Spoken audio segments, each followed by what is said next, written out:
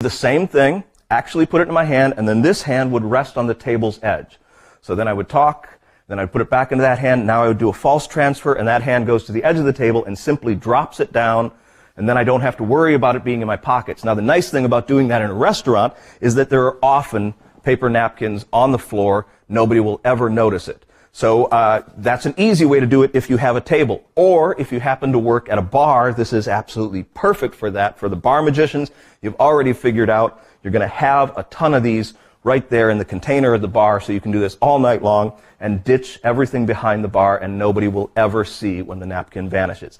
Now, if you are on stage, you might feel a little bit weird about putting something into your pocket on stage. Maybe you think your audience can see it. So there's a really, really simple solution to that, and that is whoever you get up on stage, have them sit in a high chair that has a back on it. So basically a bar stool with a back on it, or a nice looking chair. And on the back of that chair, you just put some strong double stick tape over an area of about 2 inches square, right where you would put your hand on the chair if you were talking to that person. So you're probably ahead of me, but all you need is that double stick tape there. So when you roll it up, you do the real transfer, you put your hand there and you talk to them.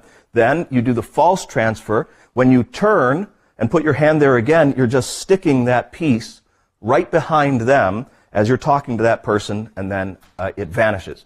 Now, if that worries you a little bit, you can also put a small container back there, basically a servant, something that you can ditch it into. I've often used a small cup that's just taped back there, so you can ditch it into that. Won't make any noise, obviously. I have stopped using any extra things except my pocket for this. It's just so much easier to do it the same way all the time. When I first started out, it was the opening of my show. I used to have a pull that went down this arm, and then a loop of fishing string that went around my fingers, and I would do the whole opening, and then when I rolled it up, I would put that fishing string around the ball and roll it, and then it would immediately go up my sleeve, and then I could bare hand vanish it without going anywhere near anything. It was a lot of work, but it had to be used as an opener. I've stopped doing that. And so there are many, many different ways that you can vanish it. But I have to caution you, do not be tempted to leave it out in the open. You have to vanish it in some way or another. Even if somebody catches you vanishing it, that's better than leaving it out in the open.